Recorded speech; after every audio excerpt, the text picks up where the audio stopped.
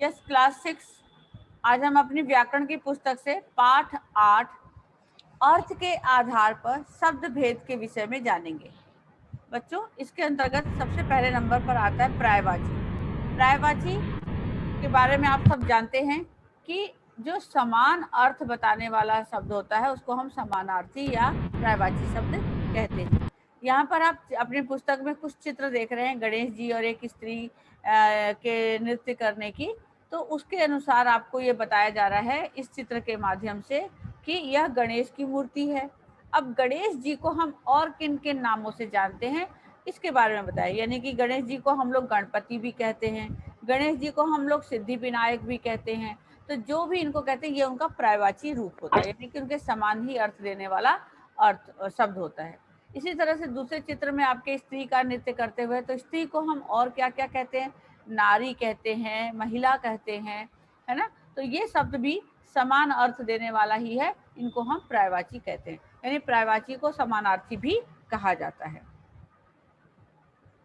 पर ये एक बात ध्यान रखा जा सकता है, आप लोग ध्यान रखने वाली बात है कि प्रत्येक पर्यायवाची शब्द एक दूसरे से अलग होते हैं। बच्चों, जरूरी नहीं है कि आप अगर पानी, जल, नीर, तोय, अंबु ये हमारा पर्यायवाची है पानी का, और हम किसी भी वाक्य का प्रयोग करते समय हम पानी और जल या नीर किसी भी शब्द का वाक्य में प्रयोग कर देंगे, ये आप उसकी जगह एक शब्द की जगह पर दूसरे शब्द का प्रयोग नहीं कर सकते। जैसे कि अगर हमने एक शब्द बोला गंगा जल, गंगा जल, और अगर हमें यही शब्द गंगा पानी बोलना होगा तो ये आपको सुन के भी अटपटा लग रहा है और ये उचित नहीं होगा। तो यानी कि एक शब्द दूसरे शब्द का स्थान नहीं ले सकते हैं, ठीक है। एक दूसरे के स्थान पर रखकर हम वाक्य का प्रयोग नहीं कर सकते। अब इस तरह के कुछ पर्यायवाची आपकी इस पुस्तक में ऑलरेडी उदाहरण के तौर पर दिया हुआ है, जो आप पिछली कक्षा में ऑलरेडी पढ़ चुके हो। तो अब मैं आगे बढ़ती हूँ। विलोम शब्द।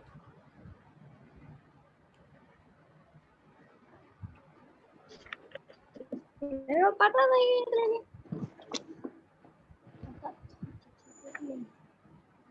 बच्चों, विलोम शब्द जो है आपको अच्छी तरह से मालूम है, जिसको हम अपोजिट कहते हैं, यानी उसका विपरीत अर्थ बताने वाले शब्द को हम विलोम शब्द कहते हैं, ठीक है। जिस तरह से मैं आपको बताऊंगी, ये पुस्तक कैसी है? पतली है या मोटी है? कैसी है ये पुस्तक? बोलिए। मोटी। मोटी। और ये कैसी है? पतली। ये क्या हो गया? यस, पतली और मोटी विपरीत। विपरीत हो गया। एक मैंने अभी आपको एक मोटी पुस्तक दिखाई और एक पतली, यानी कि मोटी जो है जो शब्द है उसका विपरीत शब्द पतला होता है। ऐसे ही छोटा, बड़ा, लंबा और छोटा, अमीर, गरीब, राजा, रंग, ठीक है। तो ये हमारे विलोम शब्द के अंतर्गत आते हैं। इसके भी बहुत सारे आपके देखिए शब्द आपकी पुस्तक में है जो ऑलरेडी आप पढ़ चुके हो। आगे हम आते हैं अनेकार्थी शब्द। अनेकार्थी शब्द का मतलब समझ लो कि एक शब्द के अनेक अर्थ, एक शब्द के अनेक अर्थ होते हैं, उन्हें हम अनेकार्थी शब्द कहते हैं। अब उदाहरण के तौर पर आप देखेंगे कि अगर अंबर हमने बोला तो अंबर को हम आकाश भी कहते हैं। अंबर किसको कहते हैं? आकाश को भी कहते हैं। और अंबर का मतलब कपड़ा भी होता है, यानी एक से अधिक अर्थ है उसके, यानी वो अनेकार्थी शब्द कहलाता है, ठीक है। जैसे आप हमने फल बोला, फल में आप खाने वाला फल भी जानते हैं और जो हमारी परीक्षा का परिणाम यानी फल आता है वो भी जानते हैं। तो एक फल का मतलब परिणाम होता है, एक फल का मतलब खाने वाला फल होता है। तो इसको हम अनेकार्थी शब्द कहते हैं। और वाक्यों में हम इसको जब प्रयोग करते हैं तो हमें क्लियर हो जाती है वो बात। जैसे मैं मरीज के लिए फल लाया अगर लिखा हूँ तो यहाँ पर ये फल का मतलब होता फ्रूट, यानी कि खाने वाला फल। और अगर हम बोलते हैं कि परिश्रम का फल हमेशा मीठा होता है, तो यहाँ पर आपका जो है परिणाम, इसका फल का मतलब हो जाता है परिणाम। तो हमारे वाक्यों के द्वारा ये चीज अंतर जो है स्पष्ट हो जाता है। इसका भी आप देख सकते हैं, इस तरह के शब्द हैं जो आपको यहाँ से ऑलरेडी आप पढ़ चुके हैं। अब नेक्स्ट है आपका बच्चों श्रुति सम भिन्नार्थक। समरूपी भिन्नार्थक शब्द, यानी कि एक जैसा भाव, एक जैसा समान दिखने वाला शब्द जो होता है उसको हम समरूपी भिन्न, पर उसका अर्थ अलग होता है, भिन्न होता है। एक जैसे दिखने वाले शब्द, उच्चारण में सुनने वाले शब्द के अर्थ अलग अलग होते हैं, इसलिए वो समरूपी भिन्नार्थक कहलाता है।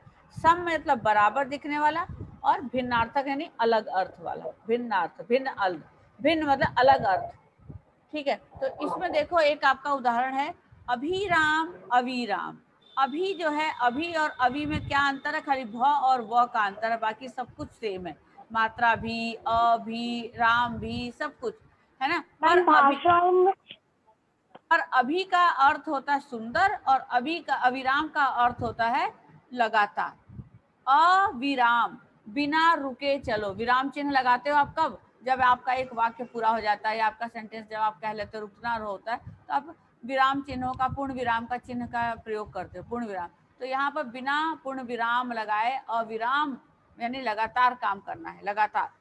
अविराम का अर्थ है अलगातार, और अभिराम का अर्थ है सुंदर। इसी तरह से आपके बहुत सारे, आप पुस्तक में ये उदाहरण आपको और भी बहुत सारे दिया हुआ है। इस तरह से अंतर का मतलब हृदय, और अंदर का मतलब भीतर। अंतर है, देखो वहां पर त खाली है, अंतर उसका मतलब हृदय है, और अंदर यानी किसी चीज के, घर के अंदर, कमरे के अंदर, इस तरह से अंदर। अवधि ध पर छोटी की मात्रा है, तो यहाँ पर समय सीमा हो गया, समय सीमा। और अवधि ध पर बड़ी की मात्रा हो गई, तो ये हमारा एक तरह की बोली भाषा हो गई है ना, एक प्रदेश में बोली जाने वाली भाषा का नाम होता है अवधि। ठीक है, तो ये आपके इतने सारे उदाहरण हैं। इसी तरह आप देख सकते हैं कि द पर छोटी की मात्रा दिन लिखा है, दिन, दिन, तो ये दिवस हो गया।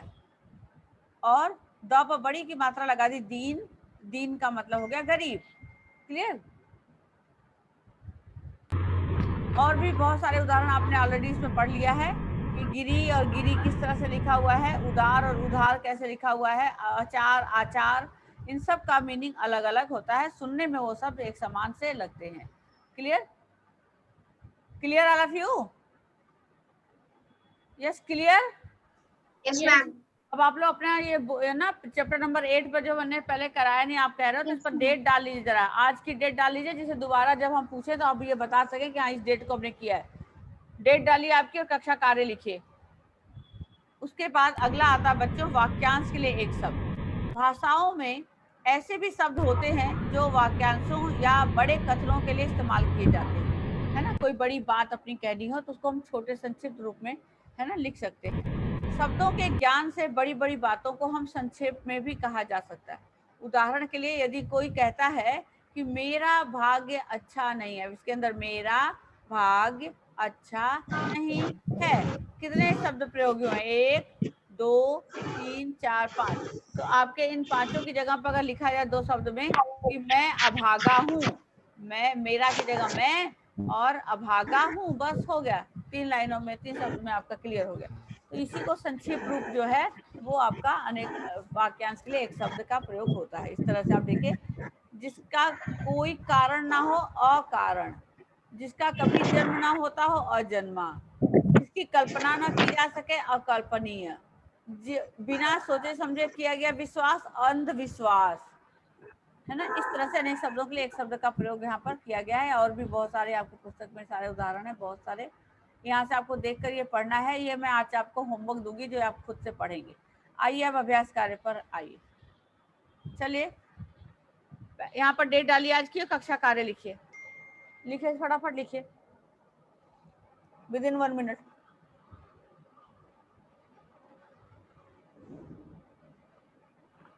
Ma'am, what you have said, can you repeat? Ma'am, can I tell the first answer? चल बेटा, अब आप देख सकते हैं कि सही मिलान करना पर्यायवाची का, तो पहला हमारा है सूर्य, इसका आपको दिया हुआ है रवि। इसी तरह से दूसरा शब्द है हाथी, तो इसका आप आंसर लिखेंगे च, है ना। गज और नाग, यहाँ लगाएंगे निशान। नेक्स्ट है आपका शत्रु। Ma'am, can I tell Kashvi? Next है आपका वृक्ष। Ma'am, can I tell Kashvi? Next है आपका चंद्रमा।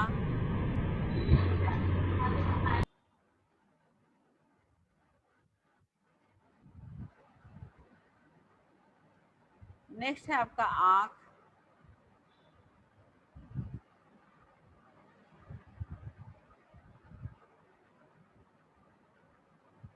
नेक्स्ट है आपका पर्वत।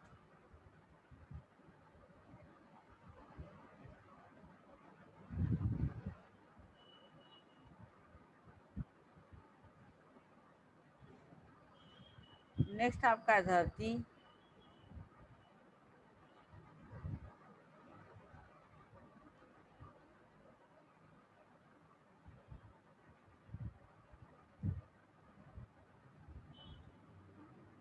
एंड नेक्स्ट है तलवार।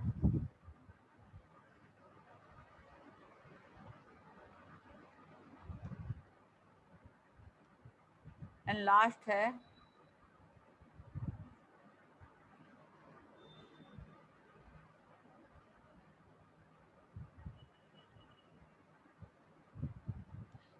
यस।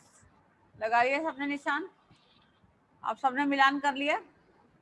Yes ma'am. रब कर दो? कर यस दो रब? मैम। सबने, सबकी तरफ से ओके? रब करूं? Yes Yes, ma'am. ma'am.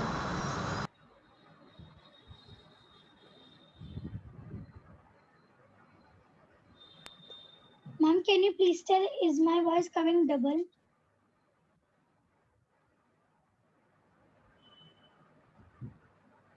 Yes. Next question है आपका बच्चों, यहाँ पर नेक्स्ट क्वेश्चन है, नीचे लिखिए कहानी Ma'am, am के I audible? रंगीन सब छपे जो शब्द हैं रंगीन, उनके स्थान पर उचित पर्यायवाची लिख करके वाक्य को दोबारा लिखना। आप देखा यहाँ पर रेड कलर में लिखा हुआ है तालाब, किनारे, बच्चे, कमल, फूल, मछली, हवा, पेड़, सूरज, है ना। इनको क्या करना है आपको? तालाब की जगह पर हम लिखेंगे सरोवर। तालाब का पर्यायवाची क्या होता है? सरोवर। फिर यहाँ पर किनारे, किनारे का पर्यायवाची क्या होता है? तट। त और त, सरोवर के तट पर कुछ बालक, बच्चे का क्या होता है? कुछ बालक खेल रहे थे। तालाब में, अब यहाँ कमल का पर्यायवाची क्या होगा? मैम कमल, पंकज। पंकज के फूल खिले हुए थे। तभी फूल की जगह पर पुष्प आएगा। पंकज के पुष्प खिले हुए थे। तभी तालाब के पानी यानी जल में कुछ हलचल हुई। सबका ध्यान उधर गया, चला गया। वहां एक बड़ी मीन ने, मीन मछली का पर्यायवाची क्या था? मीन, वहां पर बड़ी की मात्रा। बड़ी मीन ने हवा का वायु में, वायु है ना, वायु में छलांग लगाई और फिर पानी में चली गई। एक बच्चे ने अपने बैग से बिस्कुट निकाली और उसकी चारों चूरा करके पानी में डाल दिया। बिस्किट खाने के लिए वो बहुत सारी मछलियां आ गई और उसके टुकड़े खाने लगी। इस दृश्य को देखने के लिए दो बच्चे तालाब के किनारे, पेड़ पर का पर्यायवाची होगा वृक्ष और बिटप या तरु भी लिख सकते हो, है ना। तो वृक्ष पर चढ़ गए और पेड़ के ऊपर से ही मछलियों को बिस्कुट खिलाने लगे। तब तक सूरज का पर्यायवाची होता है सूर्य और रवि। सूर्य और रवि तो कोई भी लिख सकता। सूर्य नहीं डूब गया। हाँ, सब बच्चे वहां मस्ती कर रहे थे। देखा, इस तरह से आपको ये दोबारा लिखना है, इन चीजों को चेंज करके। हो गया आपका? Yes ma'am. गुड। अब थर्ड नंबर पर आइए। आपका शब्द दिया हुआ है अनुकूल, इसका विलोम आपको लिखना है। मैम प्रतिकूल। लिखते जाइए।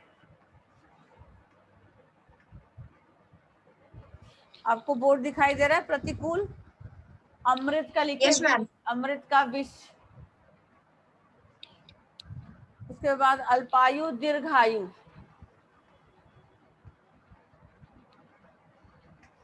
आवश्यक का अनावश्यक। आवश्यक का अनावश्यक।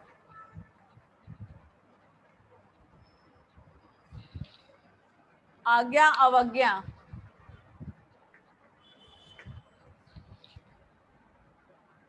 उपयुक्त अनुपयुक्त।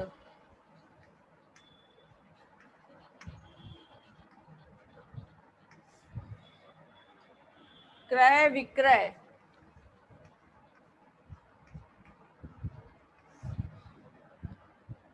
चंचल का स्थिर। दिखाई दे रहा है? इसको सीधा लिखूं, टेढ़ा हो गया तो? अब हो गया सीधा है। स्थिर,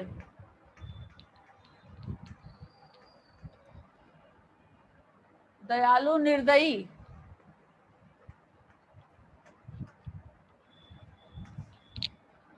योगी, भोगी,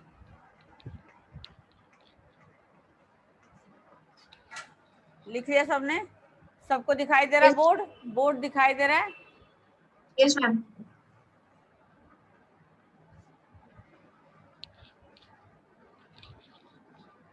हो गया, आगे बढ़ूं मैं? Yes ma'am.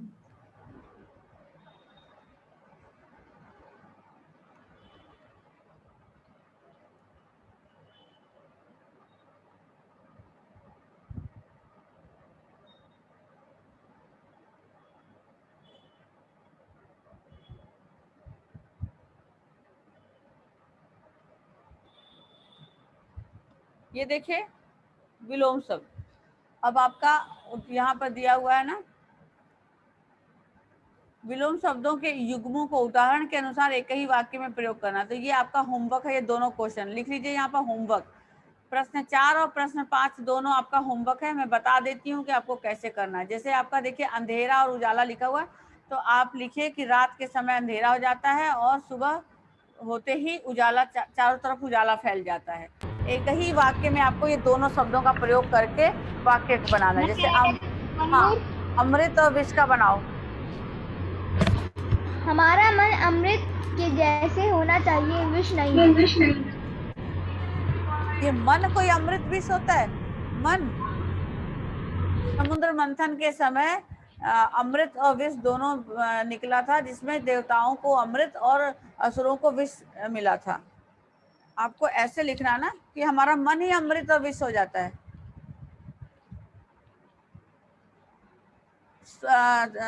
ताजा भोजन अमृत के समान है और बासी भोजन विष के समान है। आप ऐसे वाक्य बनाएंगे ना। ओके। एंड कायर और वीर का बनाइए। कायर और वीर। माधव बताओ, माधव खारा, कायर और वीर।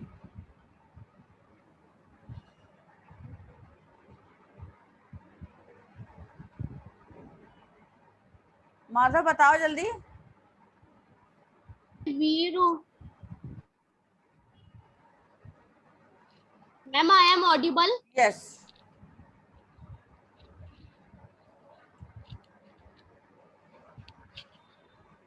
Ma'am can I tell one? Aditya Raj बोलो, आदित्य राज बोलो, आदित्य राज, मैंने आदित्य राज बोलो। मैंने एक आदमी को कायर से वीर बनाया। किसको कायर से वीर बनाया? मैम मैंने एक आदमी को कायर से वीर बनाया। और सोचो और बताओ। मेरा दोस्त बहुत ज्यादा कायर है, पर मैं बहुत ज्यादा वीर हूँ। हाँ, हमें कायरों की तरह अपना अपना कार्य पीछे करके पीछे नहीं रहना चाहिए। हमें वीरों की तरह से आगे बढ़ना चाहिए, है ना? किस तरह से करोगे? रात दिन का बनाइए वैभव बालन। रात दिन।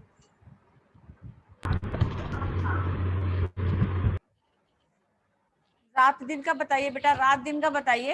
रात दिन। हाँ बोलिए बोलिए। सूरज दिन में आता है और मेरे पापा रात मैम चांद रात। दोनों का अलग अलग अर्थ प्रकट होने वाला वाक्य बनाओ ना एक ही साथ। सर्दियों में रात बहुत जल्दी हो जाती है, पर गर्मियों में बहुत ज्यादा। हाँ बिल्कुल सही। Yes yes. हाँ बोलो, जल्दी बोलो। सुबह मेरी क्लास होती है और मेरे पापा रात में आते हैं। हाँ बिल्कुल सही। चलो गुण और दोष का बनाओ। गुण और दोष। गुण और दोष का बताओ।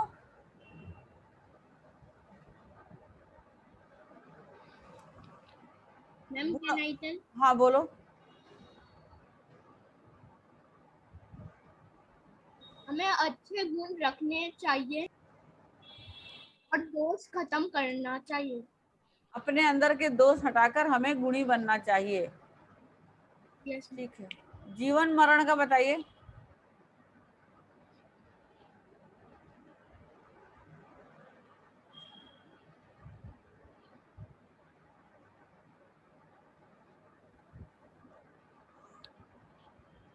बोलो। Ma'am can I tell? हाँ बोलिए बोलिए, जल्दी बोलिए, बोलिए गुण बेटा। अपनाना चाहिए और दोष को दूर करना चाहिए। हाँ, गुण और दोष का बिल्कुल सही बोला आपने। जीवन मरण का बोलो, जीवन मरण, जीवन मरण बोलो। Ma'am can I tell? Yes. Ma'am जैसे कि जीवन सत्य है वैसे ही मरण भी सत्य है। हाँ, जीवन और मरण हमारे जीवन का एक चक्र है, जो आया है वो जाएगा। ठीक है, इसी तरह से अब यहाँ दूसरा है काल। काल के दो अर्थ होते हैं। यहाँ पर आपको पहला क के सामने आपको लिखना होगा काल मतलब समय, और काल मतलब मृत्यु, है ना। तो तुम्हारा काल आ गया है, या ये काम कल करेंगे। कल मतलब हम समय पे छोड़ते हैं ना, कल परसों बोलते हो ना तुम लोग, तो ये काम कल करेंगे। तो ये हमारा एक तो समय हो गया, और एक हो गया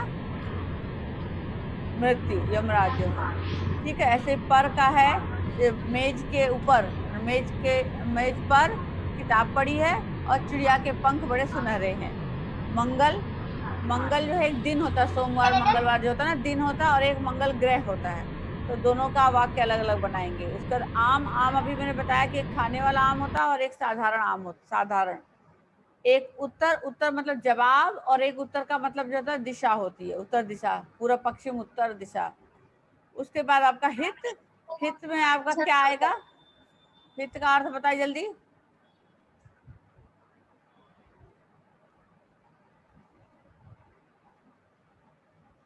हित का दो शब्द अर्थ बताइए। Raise your hand. हाँ बोलो माधव, बोलो हित का।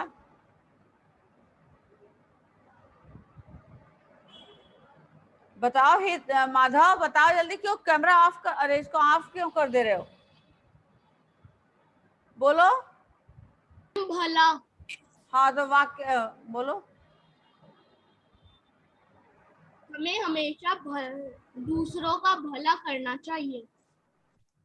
यहाँ पर हित, हाँ बिल्कुल हित के बारे में सोचना चाहिए। तो ये दोनों आप, मैंने आपको क्लियर किया। यहाँ पर वाक्य प्रयोग खुद से करके लाएंगे, होमवर्क है, ये लिख लो, यहाँ ऐसे करके लिख लो।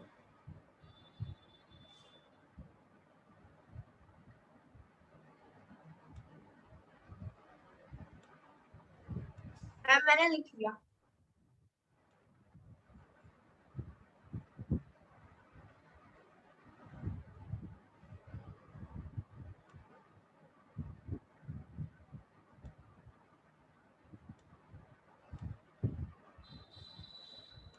अब ये होमवर्क है, मतलब घर से आपको ये करना है, ठीक है। ये इतना तो कर लोगे ना अब जितना बता दिया मैंने, बोलो। Yes ma'am. हाँ तो ये यस अब मैम। आप इतना कर लीजिएगा। उसके बाद आगे का जो ये क्वेश्चन नंबर 5 से अब हम कल आप अपनी कक्षा में करेंगे। हैव